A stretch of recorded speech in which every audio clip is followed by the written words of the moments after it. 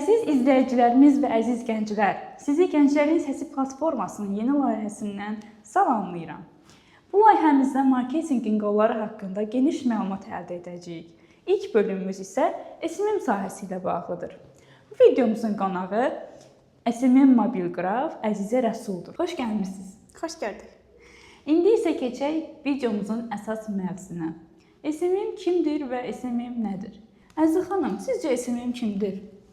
Mən belə düşünürəm ki, SMM doğru yönləndirmə edəndir. Kütləni, yəni sosial şəbəkələrdə kontenti yaradaraq cəlb edir və kontenti düzgün yaratmaq lazımdır ki, düzgün kütlənin önünə düşsün. Yəni SMM bunu vasitəçisidir. Məncə də. SMM-ni bilmək üçün məncə 3 nüans kifayət eləyir. Kontent yaratmaq, basic reklam və əsas mövzu olaraq da dizayn. Bəs kontent nədir sizin fikrinizcə?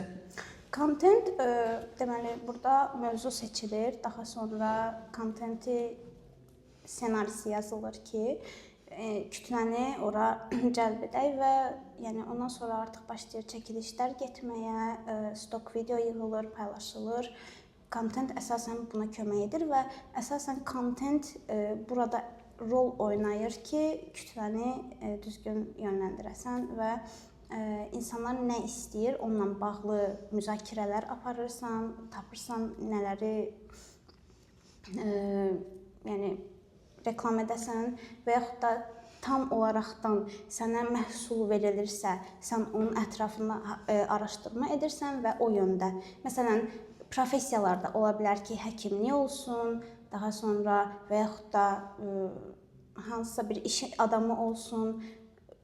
Ona görə də kontentlər dəyişir. Məncə də. Məncə ilk öncə kontent yaratmağa başlayan insanların araşdırma bacarığı olmalıdır və ən əsası da istək olmalıdır. Eləcə də dövrə ayaq uydurmalıdırlar. Yəni günlük trendlər araşdırılmalıdır, yeni fikirlər qurulmalıdır. Ən əsası isə xəyal dünyamızı genişləndirmək üçün kitablar oxunmalıdır.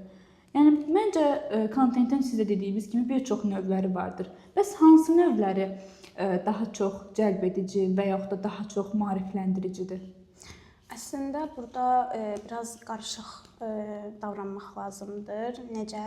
Yəni sırf burada əyləncə yönümlü etmək olmaz. Çünki yəni əyləncə ilə kütləni cəlb edəcəksən, amma bu əgər sənin professiyan, sahən üzrə getmirsə, sən ona ayaq uydura bilməyəcəksənsə, yəni biraz əyləncə, daha sonra biraz sənin işin, biraz həyatın, bu kontentləri qarışdıraraqdan insanlara təqdim edəndə daha rahat olur ki, sən özünü tanıda biləsən. Məncə də. Belə bizim ayrıca kontentlərimiz də var. Educational content, sales content, yəni maarifləndirici, satış yönümlü, əyləndirici kontentlərimiz var. Məsəl üçün maarifləndirici kontentdən başlayaq. Maarifləndirici kontent əsasən, məsəl üçün bizim videomuzda indi istifadə edəcəyimiz marketinq nədir, SMM-də 3 vacib qayda kimi başlıqlardan istifadə olunan faydalı kontentlərdir. Bu tip kontentlərdə də biz əsasən izləyicidə maraq, daha çox bilikləndirmə istəyirik ki, sadəcə paylaşım etmək yox, izləyici də bizdən nələrsə öyrənsin. Bu kimi kontentlərdə məncə formatları qısa və öz olmalıdır.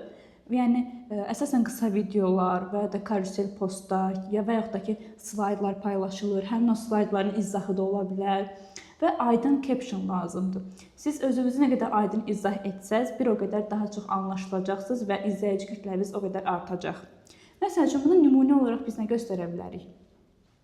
Burada əsasən bizə lazım olacaq paylaşım saatları, daha sonra kontent seçimində videonu necə çəkməliyik, yəni əsas orada 3 saniyə qaydasıdır ki, biz ona əməl etməliyik ki, videoda spontanlıq olmasın, daha sonra kadrlar eyni rakursdan çəkilərsə, bu artıq scroll zamanı bizdə yəni biz o videoya baxmaq istəməyəcəyik, keçəcəyik o videonu. Amma məsələn bu kontenti seçərkən və çəkərkən onun ssenarisi öncədən yazılmalıdır. Kontentə çəkilən insan və yaxud da sənin çəkdiyin məhsul ola bilər ki, onları artıq sən öncədən bilməlisən, necə çəkməlisən, rakursları bilməlisən. Daha sonra bizə lazım olan burada dediyim kimi məkanın dəyişimidir.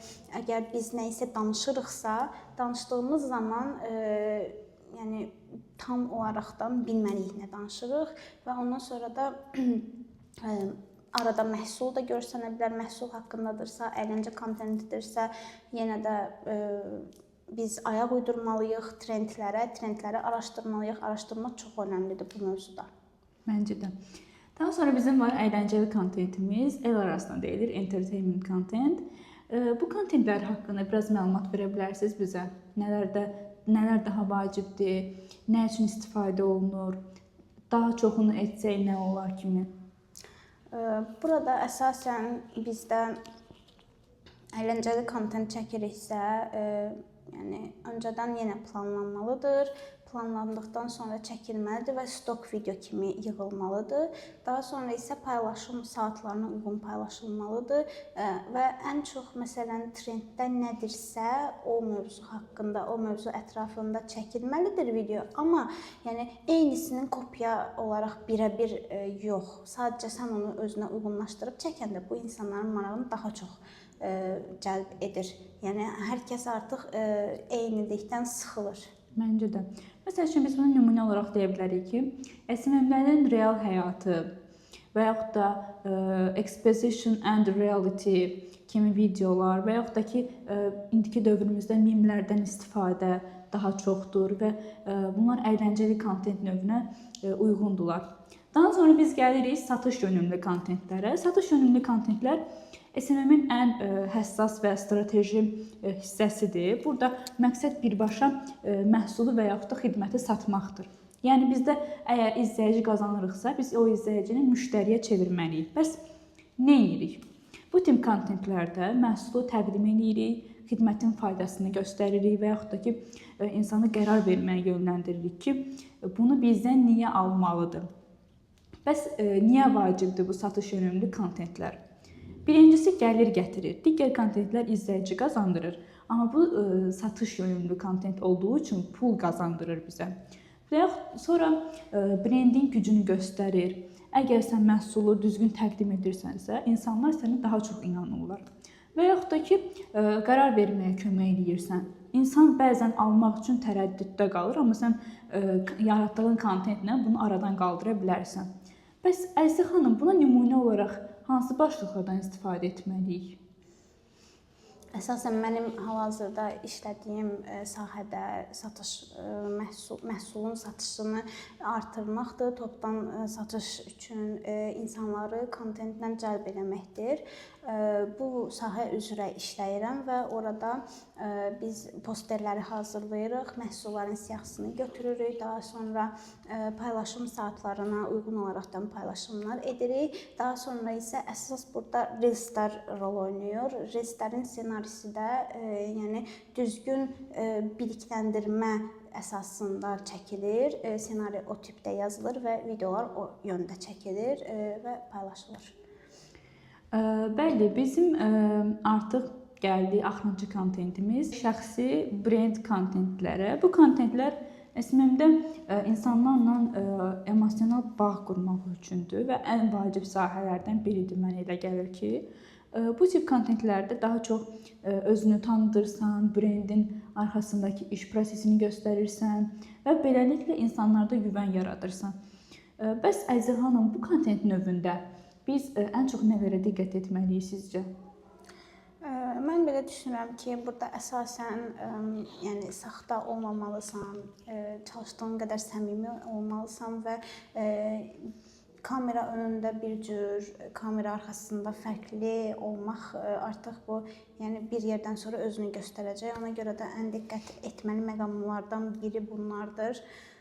Daha sonra burada yəni ikinci məqamlardan biri də davamlı paylaşım etməkdir. Yəni paylaşımları bir zaman müddətində davamlı etsən, sonradan yəni bunu kəssən, paylaşımları azaltsan və ya o zaman sənin yenə kütlən azalacaq, yəni izləyicilərin səni izləməkdən çıxacaqlar. Burada biz deyirik ki, insanlar brendi yox, brendin arxasındakı insanı sevir deyə bilərik. Və yaxud da əgər insanlar səni tanımırsa, sənə güvənməyəcəklərdir. Buna görə də biz bu kontent növündə ən çox insanların əgər sən brendini tanıtmaq istəyirsənsə, ilk öncə özünü insanlara tanıtmalısan. İlk öncə insanı özünə güvən göndərməlisən onlara. Da yox, əgər bu onlar olmasa, sənin brendinə də güvənib səndən məhsul əldə etməyəcəklər zaten.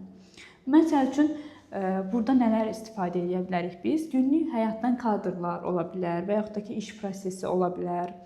Uğursuzluqlar və öyrəndiklərim adlı bir video ola bilər ki, insanlar səni daha yaxşı tanısın, insanlar sənə güvənsin və brendini tanısınlar. Xoş bir videonun daha sonuna gəldik əziz izləyicilərimiz. Qonağımız Əzizə Rəsul'a təşəkkürlərimizi bildiririk. Digər videolarda görüşmək diləyilə. Sağ olun.